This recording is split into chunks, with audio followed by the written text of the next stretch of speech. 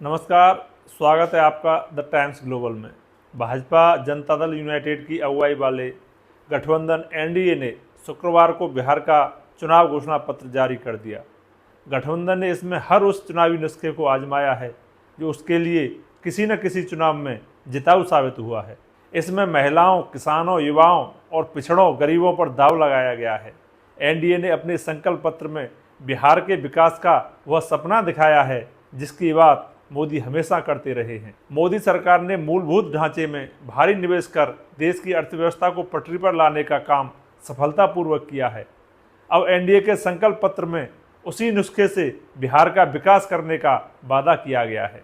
NDA के संकल्प पत्र पर पूरी तरह मोदी सरकार की योजनाओं की छाप दिखाई दे रही है। 2019 के लोकसभा चुनाव में किसान सम्मान निधि और पीएम आवास योजना ने इन्हीं योजनाओं के दम पर पीएम नरेंद्र मोदी के नेतृत्व में भाजपा ने अकेले दम पर 303 सीटें हासिल करने का करिश्मा कर दिखाया था।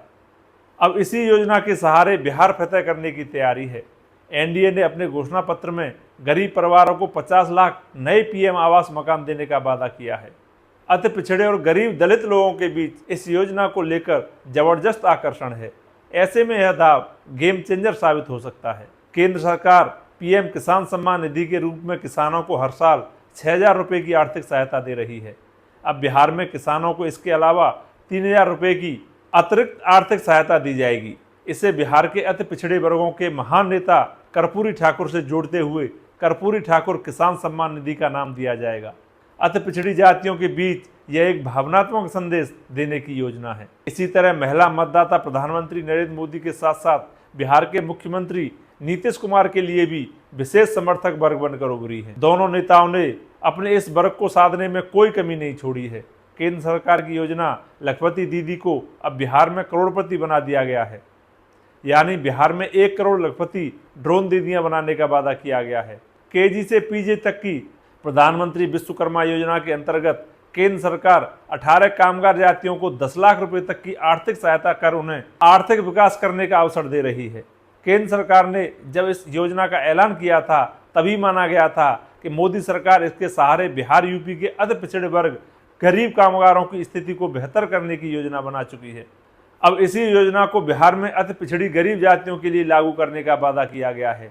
एनडीए के संकल्प पत्र में केवट, मल्लाह, तेली, धानुक, धोबी और माली जैसी जातियों को 10 लाख रुपए तक का सस्ता कर्ज देकर उन्हें विकास करने का अवसर दिए जाने का वादा किया है। केंद्र सरकार की आयुष्मान योजना काफ़ी चर्चित रही है।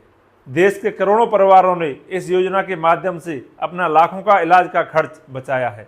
अब बिहार में केंद्र सरकार से अलग 5 लाख रुपए तक का इलाज कराने की सुविधा देने का वादा किया गया है। इसके लिए बिहार में स्वास्थ्य योजना पर निवेश करना होगा। इस समय की एक सच्चाई यह भी है कि बिहार में स्वास्थ्य विभाग से लगभग आधे पद खाली पड़े हुए हैं। ऐसे में यदि एनडीए चुनाव जीतता है तो आयुष्मान योजना को जमीन पर उतारने के लिए उसे स्वास्थ्य विभाग में निवेश पर भी ध्यान देना होगा। आर्थिक ढांचे में निवेश से केंद्र ने देश की अर्थव्यवस्था को लगातार गतिशील बनाए रखने का काम किया है। अब बिहार में 4 शहरों में मेट्रो और 3600 किलोमीटर के 7 एक्सप्रेस हाईवे बनाने का वादा किया गया है। युवाओं को 1 करोड़ नौकरी देने का वादा केवल चुनावी वादा नहीं है। नीतीश सरकार ने पिछले कार्यकाल में करीब 49 लाख नौकरियों को देने का काम किया है। युवाओं को नई स्किल देकर उन्हें रोजगार के लिए उपयुक्त बनाने का काम लगातार किया जा रहा है। अब इस संकल्प पत्र में युवाओं को अंतर्राष्ट्रीय स्तर की नौकरियां करने के लिए ग्लोबल स्तर का स्किल देने की योजना बनाई गई है। राज्य के हर जिले में ऐसे सेंटर स्थापित किए जाएंगे। यह बिहार के युवा वर्ग के बीच लोकप्रिय हो सकता है। मुफ्त बिजली पानी की राजनीति अब देश के हर हिस्से में दिखाई देती है। बिहार चुनाव में भी इसकी छाप दिखाई दे रही है।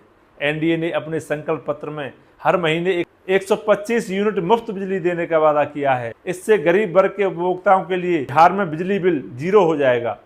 बिहार चुनाव में जातियों का समीकरण बहुत प्रभावी रहता है। एनडीए ने सर्वोच्च न्यायालय के एक पूर्व जज से ईबीसी वर्ग की स्थितियों का आकलन कराने का वादा भी किया है। भाजपा नेता जयराम विप्लव ने कहा है कि केंद्र में मोदी सरकार हो या भाजपा एनडीए की कोई दूसरी सरकार, हमारा ट्रैक रिकॉर्ड है कि हमने चुनाव में जनता से जो भी वादा किया है उसे पूरा करके दिखाया है। उन्होंने कहा कि बिहार में भी जनता को वही जमीनी वादे किए गए हैं जिसे समयबद्ध तरीके से पूरा किया जाएगा।